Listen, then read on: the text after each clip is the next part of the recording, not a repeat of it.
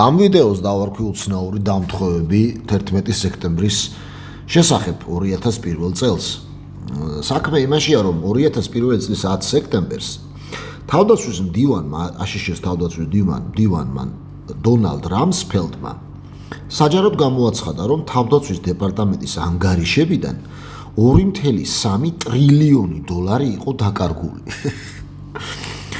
ხოლო მოგვიანებით კიდევ 1.1 ტრილიონი დოლარი, ანუ ჯამში 3.4 ტრილიონი დოლარი უბრალოდ დაიკარგა. დააკვირდით, როდის გამოაცხადა ეს რამსფელდმა? 2001 წლის 10 სექტემბერს. როდის მოხდა თავდასხმა? 2001 წლის 11 სექტემბერს. ამ ტრილიონების საიდუმლოება, რომლებიც უბრალოდ ჰაერში გაქრა, არის ის საკითხი, რომელიც უნდა გადაეჭრათ და გამოეძიებინათ ფინანსურ ანალიტიკოსებს, ეგრეთ წოდებული Resource Service Washington-ის ჯგუფში, ანუ RSW. ანუ თვითონ ასე ვთქვათ, პენტაგონშივე არის ეს შიდა აუდიტის ტიპის ჯგუფი, რომელსაც უნდა გამოეძიებინა ეს რამხელა თანხაზეა, საერთოდ ვინმე წარმოუდგენია რამხელა თანხაა 3 ტრილიონი დოლარი? აი უბრალოდ თავდაცვის დეპარტამენტიდან გაქრა 3 ტრილიონი ხალხო.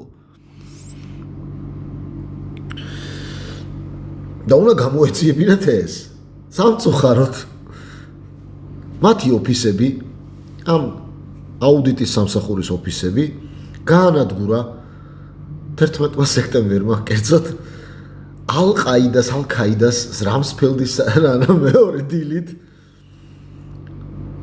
თვითმფრინავი ჭყალებში დაეცა თვითმფრინავი. აი იმ ზუსტად იმ ადგილს, სადაც ეს ჯგუფი იჯდა. ანუ ვისაც უნდა გამოეძიებინა. თუ დაუჯერებთ ეროვნული ტრანსპორტის და უსაფრთხოების საბჭოს, რეისი AA-77-ის გამტაცებლებმა პენტაგონის აღმოსავლეთ მხარეს მდებარე სარდლობის ცენტრზე, სადაც თავდაცვის დივანსა და გაერთიანებული შტატების უფროსებს ჰქონდათ ოფისები, დარტყმის ნაცვლად შეასრულეს შეუძლებელი ჰაერში სპირალი 180 გრადუსიანი, რომელიც გაგრძელდა 3 წუთი, რათა დაერტყათ შენობის დასავლეთ მხარეს ზუსტად იმ ადგილას, სადაც იყო საბუღალტრო ოფისები, ძვირფასო მეგობრებო. და ეს Resource Service Washington-ის 34 ექსპერტი დაიღუპა ამ ოფისებში და 12 სხვა ფინანსური ანალიტიკოსიც. ანუ ჯამში რამდენი გამოდის 46 ადამიანი მოკვდა, გარდაიცვალა. აი ამ ვისაც უნდა გამოეძიებინა ეს ტრილიონების დაკარგვა, ის ზუსტად ის ხალხი გარდაიცვალა რატომღაც. კიდევ ერთი შეუძლებელი დამთხოვება მოხდა ამ დღეს. ერთ-ერთი ფინანსური ექსპერტი აი ამ ჯგუფიდან, რომელიც ცდილობდა პენტაგონის ფინანსური ზარალისში ჩაძიებას და აი ამ ფულის დაკარგვის გამოძიებას, სახელად ბრაიან ჯეკი, დაიღუპა ზუსტად თავისი ოფისის ადგილას. არა იმიტომ, რომ იმ დღეს სამსახურში იყო.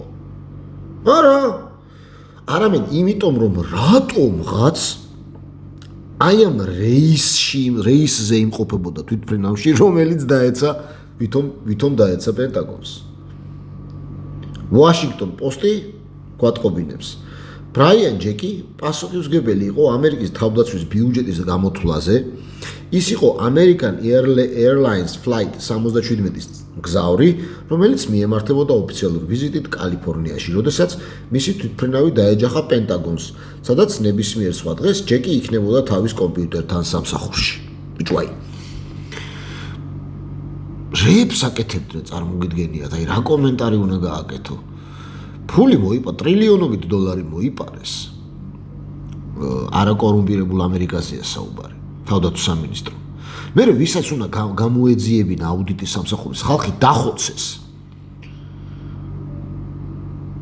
46 კაცი ოფისში ააფეთქეს, იმიტომ რომ ჩვენ ვიცით, რომ პენტაგონს არაფერი არ დაცემია აბსოლუტურად, თვითმფრინავი არ არსებობს. და ვითომ რომელი თვითმფრინავის დაეცა პენტაგონს, იქ იჯდა იმ რეისში იჯდა ერთ-ერთი მთავარი გამოძიებელი, ვისაც უნდა გამოეძიებინა ეს კორუფცია, ეს ფულის დაკარგვა. ტრილიონობით ფულზეა საუბარი. მადლობა ყურადღებისთვის.